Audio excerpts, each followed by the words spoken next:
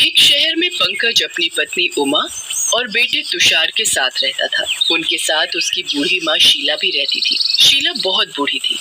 बुढ़ापे के मारे वो ढंग से चल फिर भी नहीं सकती थी। लाठी लेकर चलना पड़ता था उन्हें। ओ बहू, जरा इधर तो आ। हाँ माँ जी, क्या बात है? कुछ बताना चाहती हो मुझे? हाँ, वो आज मेरा मन मालपुए खाने को बहुत कर रहा है। जरा बना कर खिला दो। इस बुढ़िया को बढ़िया बढ़िया खिलाकर मैं तो थक गई हूँ, पर इनके मुंह से खजाना बताना नहीं निकलता। मुझे पता है बहू, तू क्या सोच रही है। तू खजाने के बारे में सोच रही है ना? हाँ हाँ माँ जी, बताओ ना, मैं तो तुम्हारी बहू हूँ ना। देखो मैं तुम्हारी कितनी सेवा करती हूँ। तभी नहीं बताती मैं तुम्हें खजाने के बारे में। जिस दिन मैंने तुम्हें खजाने के बारे में बता दिया, उस दिन से तुम मेरे खाना पीना सेवा सब बंद कर दोगे।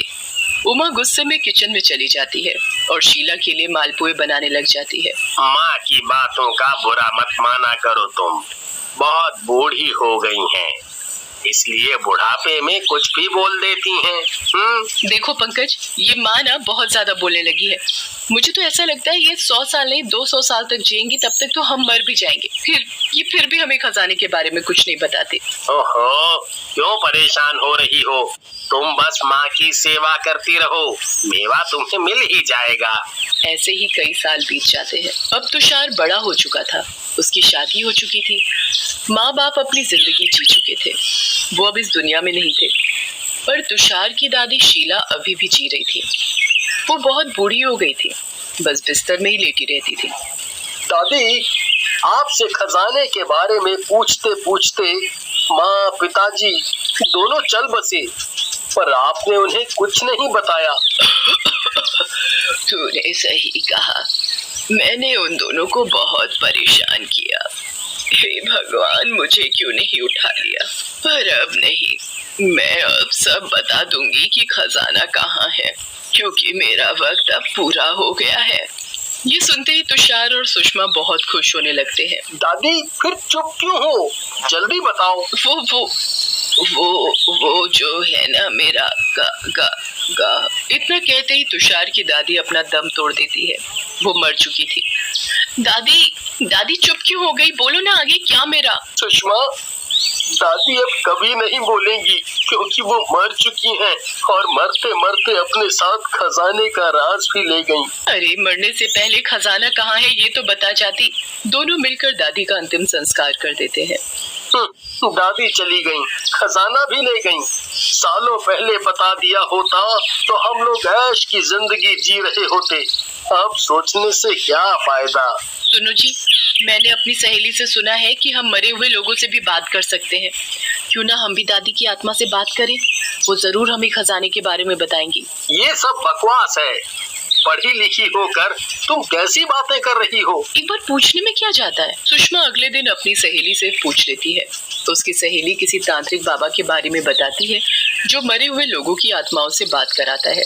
तुषार और सुषमा दोनों उस बाबा के पास जाते हैं। बाबा, हमारी मदद करो, हमारी अपनी दादी की आत्मा से एक बार बात करवा दीजिए। दादी की कुछ अधूरी इच्छाएं थी, हमें वो पूरी करनी है। ठीक है बेटी, कराते हैं बात। बाबा अपनी पोटली से एक छोटी सी बोतल निकालता है और सुषमा को देते हुए, इस बोतल में जादुई पानी है, पहले तुम दादी को पुकारना और इस बोतल से थोड़ा पानी निकालकर उस जगह छिड़कना जहां तुम उसे देखना चाहती हो। तुम्हारी दादी की आत्मा तुम्हारे सामने होगी। फिर दोनों अपने घर आ जाते हैं। घर पहुंचते ही सुषमा पहले दादी को पुकारती है और बोतल से थोड़ा पानी निकालकर सामने छिड़क देती है। तभी उनके सामने दादी की आत्मा तो नहीं, दादी चुड़ैल बनकर सामने खड़ी होती है। तुमने मुझे क्यों बुलाया? दादी, दादी, तुम मरने से पहले कुछ बताने वाली थी। खजाने के बारे में। कहाँ है खजाना? बता दो। तुम अपने पोते को नहीं बताओगी? हाँ बताती हूँ, पहले थोड़ी खुली हवा में सांस तो ले लो। हमारे पास इतना समय नहीं है दादी, जल्दी बता दो खजाना कहाँ है। तुम्हें वापस भी भेजना है हमें, जहाँ से तुम आई हो वहाँ। वापस? मैं वापस नहीं जाने वाली। और रही खजाने की बात, वो मैं बाद में बताऊंगी। अभी थोड़ा बाहर घूमाओ। फिर दादी बनी चुड़ैल बाहर चली जाती है। सुषमा, दादी की आत्मा को बुलाना था, पर ये तो चुड़ैल है।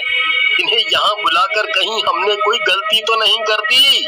तभी बाहर से जोर जोर से लोगों के चिल्लाने की आवाज आती है।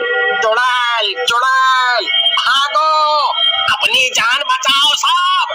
अरे यहाँ चुड़ैल है! तुमने बिल्कुल सही कहा तुषार, ये तो खुलेआम दुनिया में घूम रही है। अब क्या करें? कहीं ये दादी किसी को कोई नुकसान न पहुंचाए। रात हो जाती है। सुषमा और तुषार दोनों गहरी नींद में सोए होते हैं। आधी रात का वक्त था। तभी दो चोर उनके घर में घुस जाते हैं और इधर उधर ढूंढने लगते हैं। जल्दी जल्दी ढूंढ तो रहा हूँ। कहाँ है? पूरा घर छान मारा पर कहीं नहीं दिखा। कोशिश करते रहो, जल्दी करो बस। अगर किसी ने देख लिया ना तो बड़ी मार पड़ेगी। हाँ। तभी वहाँ चुड़ैल दादी आ जाती है। क्या ढूंढ रहे हो यहाँ? चुड़ैल, भागो भागो यहाँ से। पहले बताओ तुम यहाँ क्या चोरी करने आए थे? नहीं बताया तो मैं तुम्हें खा जाऊंगी अभी। वो हमने सुना था कि इस घर में खजाना छुपा है, तो हम वही चोरी करने आए थे। खजाना? अभी तक क्यों खजाना तुम्हें? ये लो। खजाने की पूछते पूछते माँ पिताजी भी भगवान को प्यारे हो गए, पर तुमने कभी उन्हें कुछ नहीं बताया। अभी मुझे बहुत नींद आ रही है, मैं चली सोने। सुबह बात करते हैं। ये दादी ने तो बड़ा ही दुखी कर दिया है। ये अभी भी इतनी आसानी से कुछ नहीं बताएंगी। हमें ही कुछ करना पड़ेगा। अब हम क्या कर सकते हैं? तुमने बताया था ना एक बार कि दादी कभी गांव में भी रहा करती थी। बस हमें वहीं जाकर पता चलेगा। दोनों चुपचाप दादी के गांव में जाते हैं और लोगों से पूछना शुरू कर देते हैं, पर वहाँ किसी को कुछ भी नहीं पता था दादी के बारे में। यहाँ आकर भी कोई फायदा नहीं हुआ।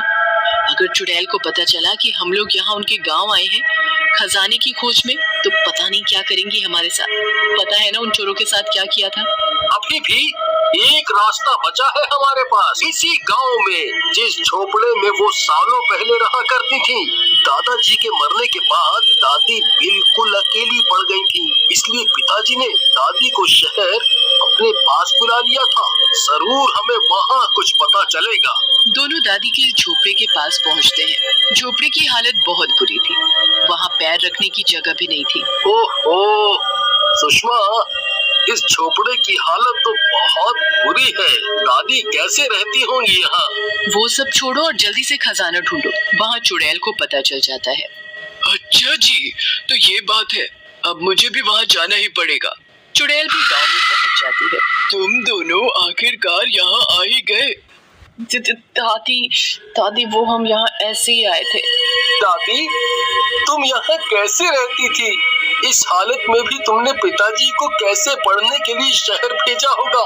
तुम्हारे पास अगर खजाना था तो तुमने कभी अपना झोपड़ा ठीक क्यों नहीं कराया? तुमने सही कहा। जब मैं यहाँ तुम्हारे दादाजी के साथ रहती थी तब हमारे पास कुछ नहीं था। बस एक छोटी सी जमीन थी जिस पर तुम्हारे दादाजी खेती किया करते थे। उसी से हमारा घर चलता था। हमारा सपना था कि हमारा बेटा शहर जाकर पढ़े। हमने पैसे जोड़ जोड़ कर अपने बेटे को शहर भेज दिया, पर वो शहर जाकर वहीं बस गया और चुपचाप शादी भी कर ली। हमें इस बारे में कुछ नहीं बताया। तुम्हारे दादा बोलते रहे पर वो नहीं आया और उन्होंने याद करते करते अपना दम तोड़ दिया। दादी, ये पिताजी ने सही नहीं किया आपके साथ।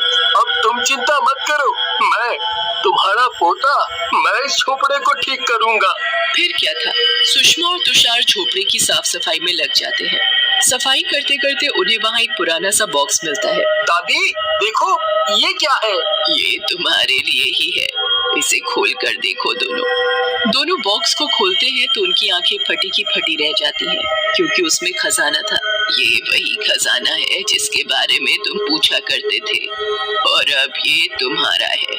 आज तुम्हारे पिताजी यहाँ आते तो ये उनका होता, पर उनकी किस्मत में खजाना नहीं था।